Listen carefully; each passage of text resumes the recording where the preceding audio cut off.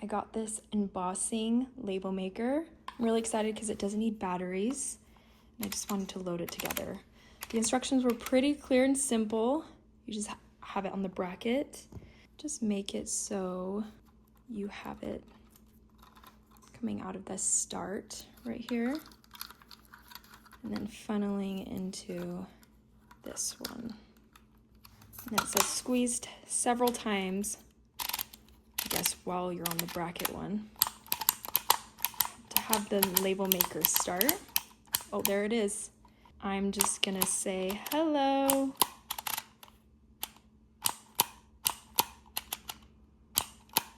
And then when you're ready to cut, you head over to the scissors, and it just, whoa.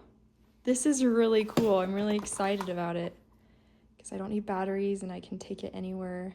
And I like the look of it. The adhesive, it's kind of nice because it has this little lip. Get that adhesive off just like that.